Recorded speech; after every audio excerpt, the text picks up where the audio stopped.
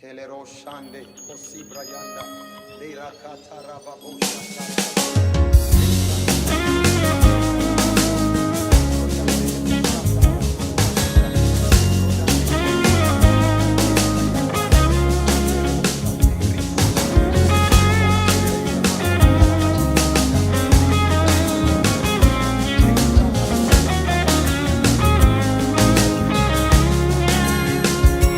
Nikitazama kazi ya mikono yako inapopendeza, kwa kweli ni muujiza.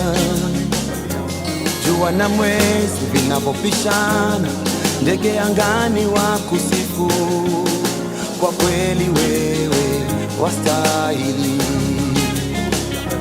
Napotazama kazi ya mikono yako inapopendeza, kwa kweli ni muujiza. Jua na mwezi vinapopishana, ndege angani wakusifu, kwa kweli wewe wastahili. Nakuabudu kuri Kristo Yesu. Rero n'abayigana tubona bari hagiye inyuma mwitegure kugira ngo babanze bamupresente ino presentation yo kugurura. 5 4 3 2 1 ubusa. Amashi menshi rero, ibirori biratanguye, ibirori nyezina biratanguye. Ivyuzuye Sikrisme première édition igihanga niho biriko birabera, aho kitabiriwe n'abigeme bashika 30. Wewe ni Mungu Yesu, nakushukuru.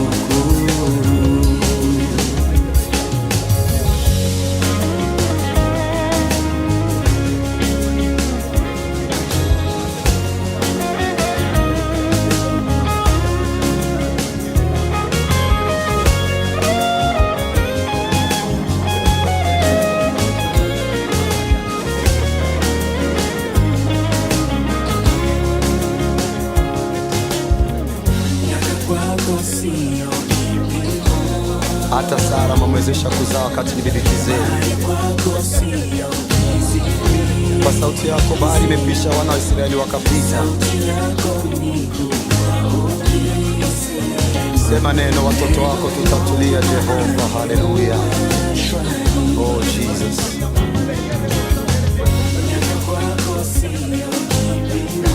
Hata Daudi alimpiga Goliath japo bado mdogo. Irenga igihanga ni mu numero igikorane ivyuzuye, hagiye hatangure guhiganwa abigeme n'abamama. Dusabe rero muri kano kanya abayobozi mwitegure, hariho ijambo ryo kugurura rica rikurikira. Dutangure umwanya ukiri mwiza kugira ngo bibandanye kugenda neza cyane. Mwikomera amashi igihanga, musa neza. Nabonye akarere k'ikinga twakabonye, twongera amashimana kubyo yabakoreye. Ubundi nta butumwa burenze ubu. Imana yakunze abari mu isi, itanga umwana wayo w'ikinege kugira ngo umwizera wese ntazopfe rubi, aronke ubugingo bukira. Nta bundi butumwa burengeye ubwo. Ubutumwa turimo ni decision yabaye mu ijuru. Nuko rero umenya ko Imana igukunda, ivyo birahagije. Nuko umenya ko ni waje nk'ikintu cyaje giturumbuka, waje kubera umugambi w'Imana. Ijambo ry'Imana niryo rivuga ngo ntarakumbira mu nda kwa mama wawe ndakuzi, ari warakuzi imbere yuko papa na mama wawe bahura. Iyo Mana niyo tugomba ko tumenya ko ifise ubuzima bwacu, tugira ukwizera muri yo. Biriga kivuga ngo abamwakiriye bose yarabahaye ububasha bwo gucika abana b'Imana. Nigurura umutima wawe ubwa Yesu Kristo kaze, araguhindura umwana w'Imana. Niba dufise Imana yatuzanye ku isi, dufise Imana yaturemye, dufise Imana itubeshaho, dufise Imana ituzigama, turakwiye kwizera iyo Mana no gushira ubuzima bwacu mu maboko yayo, mu kwizera Yesu Kristo umwana wayo. Reka dusenge. Tugushimiye ko tugiriye ubuntu kuba muri kino kibanza. Muri ibi vyose izina ryawe rishigwe hejuru. nitugomba kuboneka uboneke. Igihe kimwe Petero ahejeje gukoreshwa acavuga ngo kubera iki mundaba mukumengo ubushobozi bwanje bwabikoze, uwabikoze ni Yesu Kristo. Nibiturimo uwabikoze ni Yesu Kristo. Nicyo gituma dushize mu maboko yawe aba bana bawe bagiye kuzunguruka aho baca aho bagiye, ubuntu bwawe ubane nabo. Ego nivyo barahiganwa, urutsindura muzi gira ubuntu umwese muri bo asigamirwe mu buntu bwawe. Ndasengeye abari ngaha, ndasengeye baje kuraba bino birori babone wewe, babone izina ryawe, babone urukundo rwawe, babone ko bakunda, ushobore no kubasanga mu byo bakunda kugira ngo nabo nyene bagukunde bagusange mu byo ukunda. Ukunda kugororoka, ukunda kwera, ukunda bakubaha. Datanye gora kungona turizera nuko biza kuba vyose uyu munsi biza kugarura icyubahiro wewe, kandi biza gutuma abatarakumenya bakumenya, abatarakwizera bakwizere mu izina rya Yesu Kristo. Amen. Umwanya Meshakarus adufashe ikinere murakoze. Turaca imbere y'inyubakwa ya Honorable Suguru cyo tubandanya iri barabara, turajya ku barabara bijya kuri centre tubane kuri CCM duhegeye ku kantu duheje kuvuga cyo tubandanya ku kaburimbi muri RN5 twerekeza i Bujumbura. Muga tugeze ku barabara ry'icumi cyo dukata twerekeza muri SRDI. Oniba 5 4 3 2 1 go.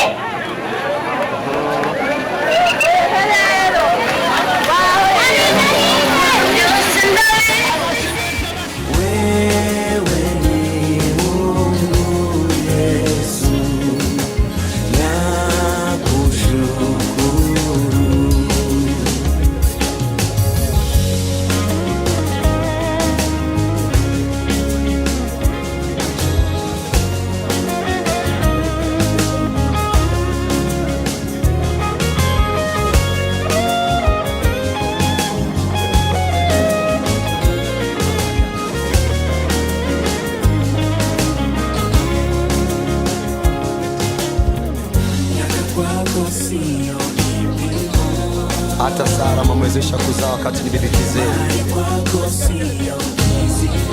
Kwa sauti yako bahari imepisha, wana wa Israeli wakapita.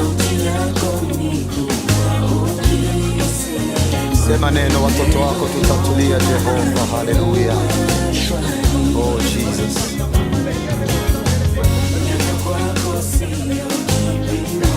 Hata Daudi alimpiga Goliath japo bado mdogo.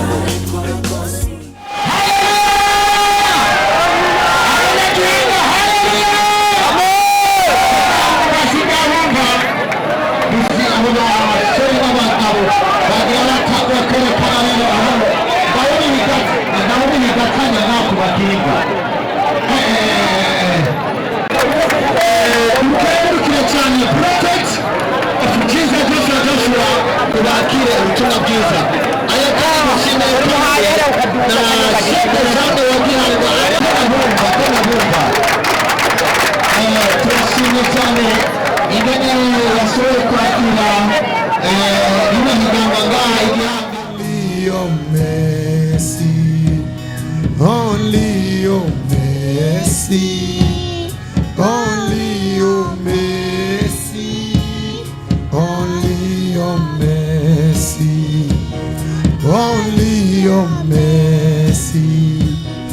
only your mercy, only your mercy, only your mercy.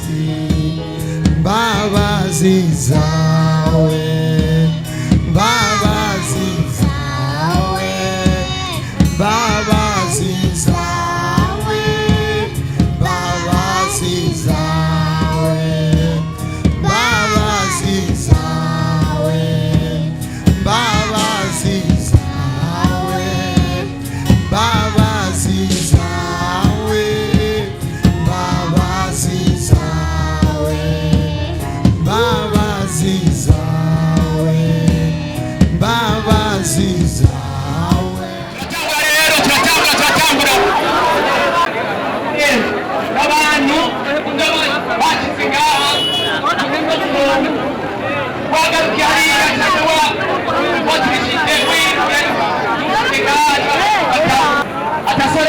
maso.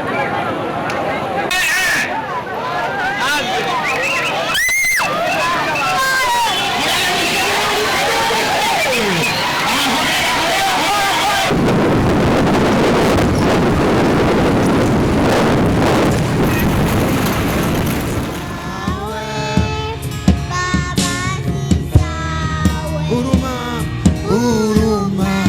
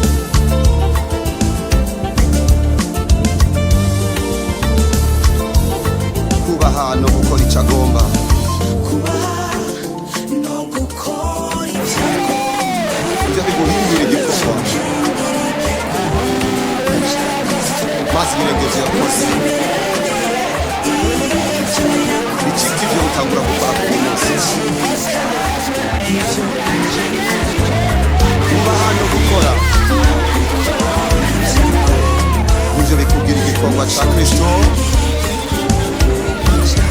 mazi birengeye. Wow. Igihe cyose namaze ngaho ndiko ndabaraba mu munezero nk'umukozi w'Imana nk'umuntu asenga, nariko mbaza Imana uvuga iki? Kimwe mu byo numvise nicyo mperako. Ijwi ry'Imana ryambwiye numva ryumvikana, ndakunda Burundi, ndakunda Burundi kandi ngiye kugirira neza Burundi. Iyo Mana rero idukunda, iyo Mana yadukunze abavyeyi bataratubona, iyo Mana yadufise mu vyumviro, niyo Mana ifise inyishu nini ku buzima bwa twese. Iki gikorwa cyabaye mu ntumbero imwe, cyabaye mu ntumbero yo kumenyesha mwebwe urukundo Imana ibakunda. Iyo tuvuze ko Imana idukunda tukabivuga n'abavuga ubutumwa, hari igihe abantu bibaza ko tubivuga kugira ngo baze mu ishengero, ariko iyo tuvuze urukundo rw'Imana tuba tugomba kubamenyesha uwabakunze abantu batarababona, ufise ubuzima bwanyu mu maboko yiwe, utuma duhumeka uko bukeye uko bwije, utuma tubaho. Icambere kwari kugira ngo mumenye urwo rukundo rw'Imana. Urwo rukundo rw'Imana rwabonekeye muri Kristo Yesu, kuko ijambo ry'Imana niryo rivuga ngo kuko urukundo Imana yakunze abari mu isi nibwo rwatumye itanga umwana wayo kugira ngo umwizera wese nazopfe rubi ariko aronke ubugingo budashiraho. Ijambo ry'Imana rikavuga mu gitabo cya Yohana ngo igisuma nikizanwa n'ikindi atari ukwibuka no gutikiza, ariko Yesu we avuga ko yaje kugira ngo turonke ubugingo tuburonke busagutse. Bakunzi bantu muri hano, ariho wabakunze kandi wabakunze niwe yaje kugira ngo bakure mu ngorane. Nimba bavuga ngo umusuma cyangwa igisuma nikizanwa n'ikindi atari ukwiba ukwica no gutikiza, nuko shetani mu bikorwa vyiwe ajejwe konona ubuzima bw'abantu, konona imiryango, kwangiza ubuzima bw'abantu, ariko Imana mu rukundo rwayo yaje kugira ngo turonke ubugingo tuburonke busagutse. Iyo ngiriwe ubuntu nkavuga uwo murongo, namanibutsa abantu ko nanje ubuzima bwanje bwari bwarangiritse, ubuzima bwanje bwari bwarononekaye mu rumogi, mukaboregwe mu bapfumu no mu bindi bibi vyose, kuko kera nari muri indirimbo z'isi uwo bari bazi nka Sugujeti Shio aka Obama. Ni jewe kera naririmbye Amida gukunda ngumira uruhande, ni jewe kera naririmbye izo ndirimbo, ariko umunsi nagiriwe ubuntu nkakira Kristo Yesu, ubuzima bwanje bwose bwarahindutse, amateka yanje yose arahinduka. Uwo mugabo ndashoboye kumupropoza ugwaruka ruri mu Burundi, kuko inzira zose abavyeyi bogerageza zifise aho zogarukira. Uwo mwami nimwamugurura imitima mwebwe abajene muri ngaha, arinjira indani akadundurira indani akaduha ubuzima nyabwo. Uwo si ngombwa kurinda kumakirira ngaha gusa, naho benshi nabonye ko mwamwakiriye, nuko umuha kaze indani muri wewe. Naje kukumenyesha urwo rukundo rw'Imana, naje kukumenyesha ufise icyo gukorera mu buzima bw'ubu, ariko kandi afise n'icyo zo gukorera inyuma ya buno buzima, aho tuzoba twarangije kubaho ngaha tukagenda kubana nawe mu ijuru. Rero munyemerere muyikomera amashi, umutima nabonye mwavyakiranye n'umutima udasanzwe, umutima nabonye mubigumbiranye n'umutima udasanzwe. Icya kabiri, naje kugira ngo nshobore kwereka abantu yuko ishengero tutari hajya n'abarindira gusabaza, ishengero turiho kugira ngo dusangire mu iterambere rya kino gihugu, kuko hari ishengero ategerezwa kuboneka iterambere. Ishengero turiho kugira ngo abanyagihugu baroranirwe. Rero umuntu niyogenda kumubwira ivyo tuma ryoherwa udahereye mu bisanzwe azi ko bimuryohera, ukamereka ko navyo nyene Imana yobijamo. Rero mwebwe Gihanga twamenye ko ikinga muri abambere, mwongere mwikomera amashi kuko ivyo twiboneye birarenze. Ivyo twabonye twebwe nibigarukiye ngaha, amateleviziyo agiye kuvyerekana, isi yose igiye kubimenya, bamenye ko Igihanga ikinga ni hiwabo, n'abarikoze bamenye ko barikoze kubw'abanyagihanga imbere ko barikorera abazungu. Mwongere mwikomera amashi. Kuba rero Imana itugendeye mu byo dukunda, Imana imfi kigomba ibigomba ko natwe tuyigendera mu vyikunda. Mbega Imana ikundiki, Imana ikundiki, Imana ikundiki no kimwe yuko twizera umwana wayo, yuko twizera Kristo yabambwe, yuko twizera uwo yatanze. Uwo iyo tumwizeye ubuzima bwacu butumberera muri we, nitwiyumvira ivyo dushoboye, yiyumvira ivyo dushoboye. Igihe twe twakiriye ubuntu bwiwe atwinjiza mu vyo twe tutashobora akadushoboza. Paulo acabivuga neza ngo shobozwa vyose na Yesu Yesu Kristo aminkomeze. Rero mbonye abantu mugiye gushobozwa byose na Yesu Kristo abaye inkomeze. Mbonye abantu biruka ku makinga ubu ego bazoshobozwa n'imimenyerezo, ariko kubera ko Yesu bamenye ko atabirengagiza mu byabo, tuzobabona mu mahanga bagiye gutwara ibikombe, tuzobabona bazunguruka isi bagiye guserukira igihugu bazi ko Yesu ari abashoboza. Ayo mashi dukomye n'ubuvugishwa buzotuma bano bantu bashika kure. Cha gatatu ngomba mvuge, nagomba ndababwire ko iki gikorwa gitanguye kiravutse, tuzobandanya dukorana na club ngaha, tuzobandanya dukora kino gikorwa, ivyuzuye biratwinjiyemo kandi bizobandanya. Yesu nashimwe. Haleluya. Abakunda Imana tuduze amaboko. Abakunda Imana urakoze. Kubahwa usanzwe uri perezida wa Club Akaranga,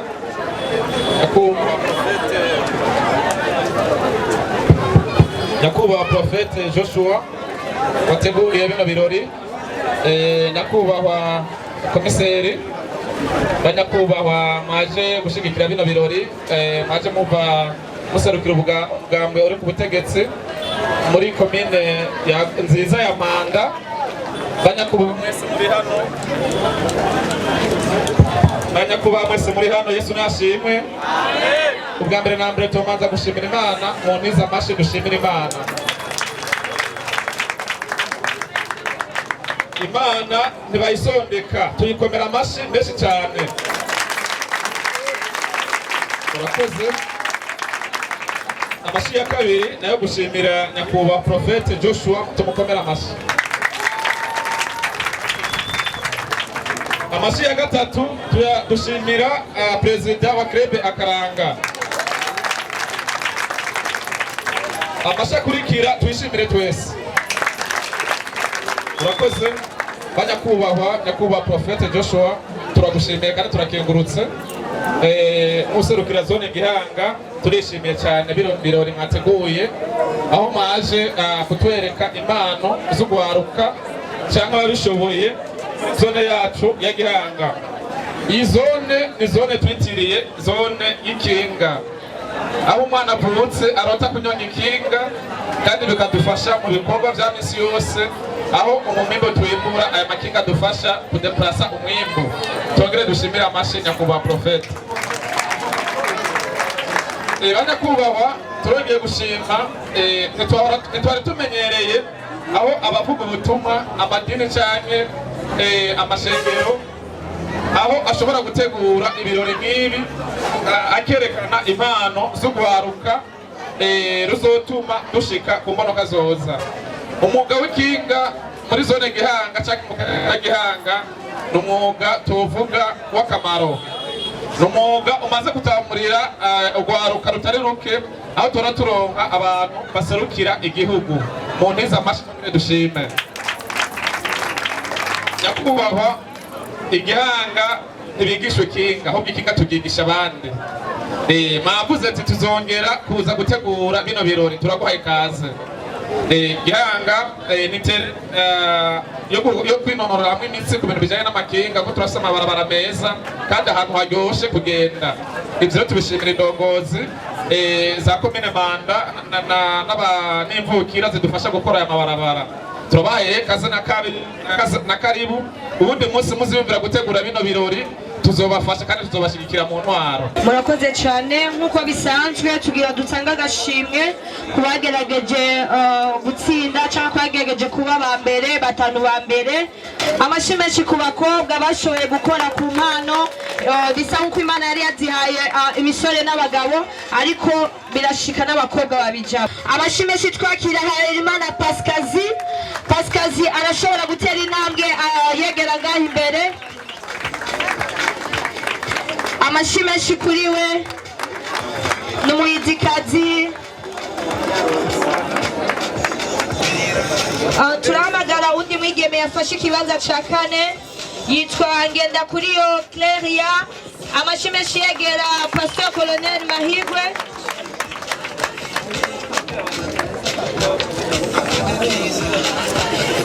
Uyo yitwa Claria yafashe ikibanza cya kane. Amashyi menshi cyane abari dahare, reka tubuve mukomere amashyi Imana Ndasubira kuvuga undi mwigeme yafashe ikibanza cya gatatu yitwa Nimbona Peila. Amashyi menshi tumwakira yegera.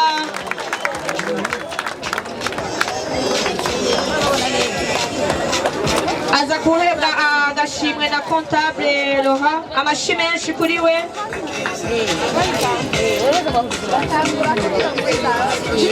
Amashyi menshi twakira Gahuzenge Anastasie niwe yafashe ikibanza cya kane. Yabikoze byashobotse. Félicitations nyinshi cyane.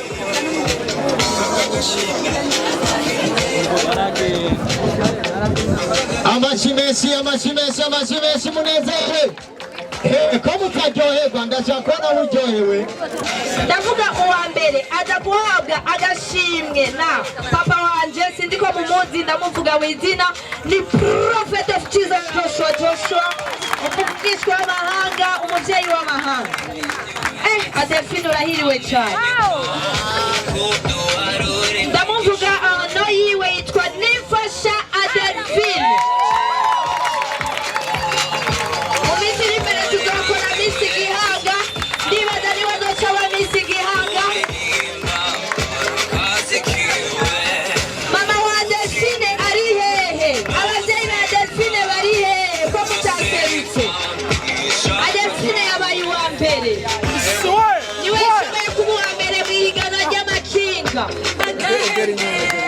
Sindukora akantu mubonye kuko Adelphine asanga ari umupolisi kazi amaze guseruka igihugu Egypt. Mama ababyeyi biwe rero tugiye kuri asho y'abagabo n'abasore. Rero urabaye uwa gatanu bamwita ukunyene murabona bano bubaho batonze ni kuvuga no gutanga amamverope tugenda kwa kundi nyene. Urabaye uwa gatanu bamwita Nduwayo Jean Claude yagenze isaha n'iminota 36 n'amasegonda 42 n'amaserse 28. Amashyi menshi ugomba kumenya ngo kilometero yakirutse iminota ingahe uca ubibona. Ufata ibirometero 72 uca ugabura n'ano masaha. Amashyi menshi cyane banyarutse kabisa. Amashyi menshi ntibyari byoroshye mwabibonye. Ntibyari byoroshye kabisa. Ntibyari byoroshye. Agashimwe rero agiye kugahabwa n'umuntu akomeye cyane, akomeye mu gihugu, akomeye mu Mana, akomeye ni hatari. Bamwita Pastor Colonel Mahigwe. Amashyi menshi cyane. Aramuhereza agashyiraho ati we mu Jesus Christ uno munsi ntabyo kurarira irengarenga, genda ugura inyama, genda ugura akabenze, genda nta ngorane. Amashyi menshi rero nagura urukwavu cyangwa inka n'inkoko byose ngaho birimwe. Tubandanije rero uwa gatatu rero ndatanguye kuduza ijwi. Uwa gatatu rero bamwita uwa gatatu Miruro Pascal. Amashyi menshi cyane. Félicitations Miruro, félicitations. Uno munsi asha mu muhogo nibaza batetse umunyu mwinshi. Inimero 30 kabisa. Bano bahungu bakoze uri kuraduga ya misozi hariya Gihunga mudugudu Busoro hariya hantu niyoroshe Busongo bahita Busongo za mudugudu hariya bavuga bati reka twerekane neza akarere k'imisozi yo ngaha iwacu muri Gihanga. Uwa kabiri agashimwe agiye kugahabwa na Nyaguhangaha Benzo na Kope, akaba ari nawe yarongoye krebe, akaba kandi ari n'umukozi w'Imana adasanzwe Pastor Evra. Naje gutanga kano gashimwe kwabaye uwa kabiri akaba ari Musa Amin. Amashyi menshi. Biraryoshe muri Jesus Christ, aho turiko twitegura igikorane kidasanzwe cy'ubwiza, igikorane cy'ituzuye. Ebrari nibaza asha nyakubahwa Ebrari ngaha aravuga ati kano kare ahezagiwe kagendewe n'ubuvugiko akatuzanira ivyuzuye sikrisme numvise umwigeme yabaye uwa mbere avuga ngo zukuri turanezeye ko n'ivyuzuye vyaje muri sikrisme uwabaye uwa mbere akaba yashoboye kwiruka ibirometero 72 mu isaha 1 n'iminota 35 n'amasegonda 11 n'amateze 17 akaba kwizera Claude amashimesi Claude ntuzatumara amazi niwaserukira igihugu uramukije n'ubuvugishwa banza uzungurukire abo bose baramutse bashimira ati Imana yakoze kabisa kumbe Claude ari mu karanga hano rero asha ndabonye yuko nyakubahwa Ebrari aramura neza kabisa impano ziriyo kabisa reka rero Claude yegere ngaha Prophet dusaba umurongozi wa Club Akaranga azano hamwe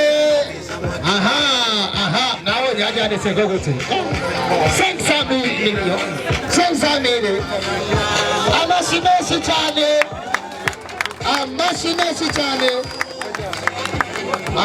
birameze neza. Okay, indi foto ndasaba abamisi bo muri Gihanga karibu cyane namwe mufata ifoto ngaha tunyaruka mwihuta foto.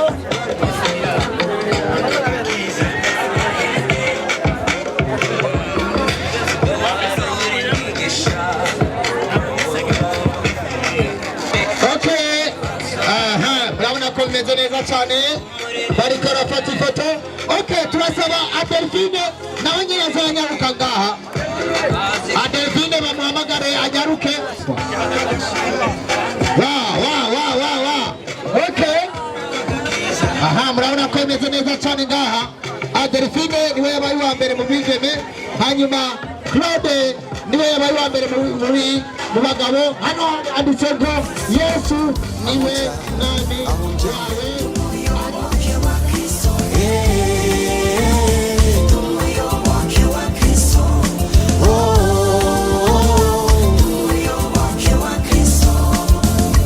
Aomba, aonja, aonja,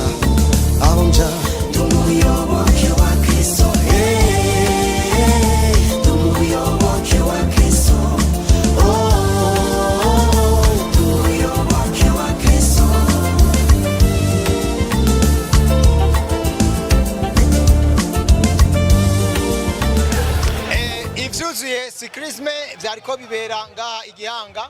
Aha rero turi kumwe n'uwashoboye kuba atahukana ikibanza ca mbere mu bagabo, akaba agomba twidondore. Mbega witwa nde?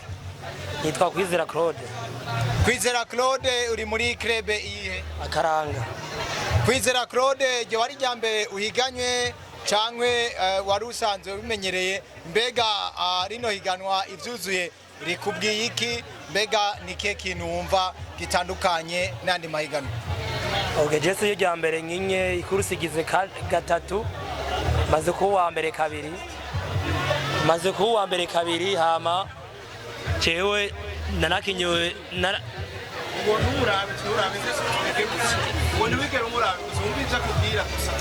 ndamaze gukina kurusi ku rwego rw'igihugu, nkaba wa kane, nkaba wa gatanu, muga tugiye kuzobishobora, kandi kurusi iraryoshe.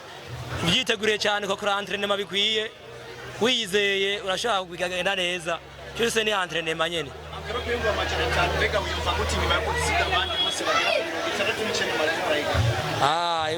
Ndanezerewe cyane uko n'amafaranga azira hamwe, mukayakora nk'umugambi mwiza, akasanga biragenze neza mu gihe mu buzi wamukora igihe cyose.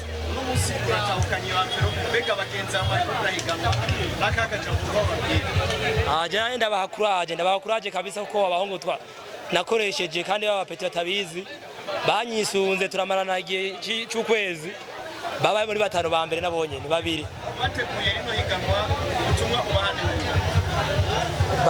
Babandanye bakomeza badufata mu mugongo,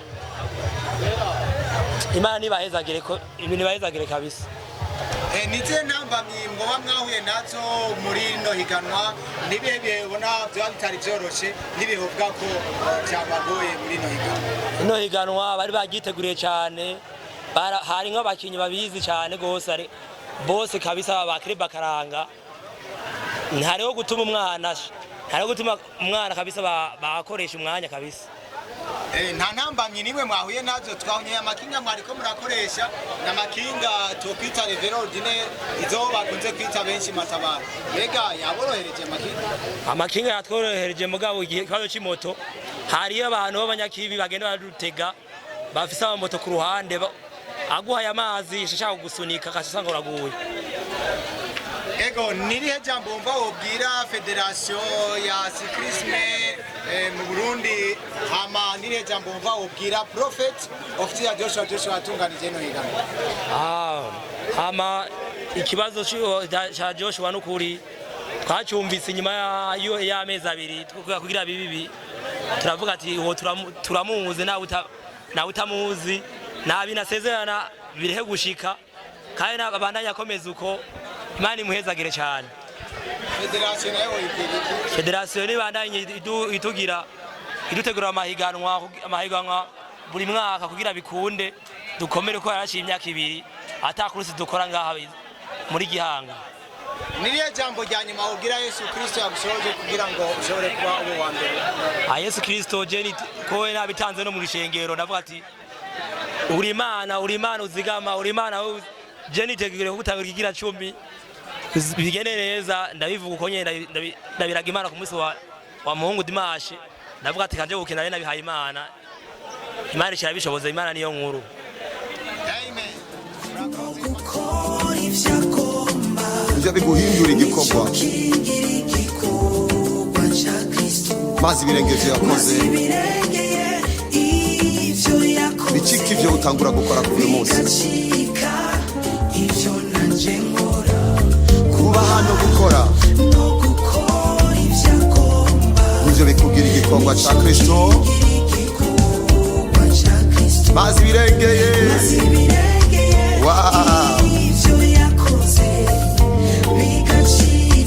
mugabane wawe umva chikumuyoboke chikuwafise uzokwitirirwa ivyafise let's go chikumuyoboke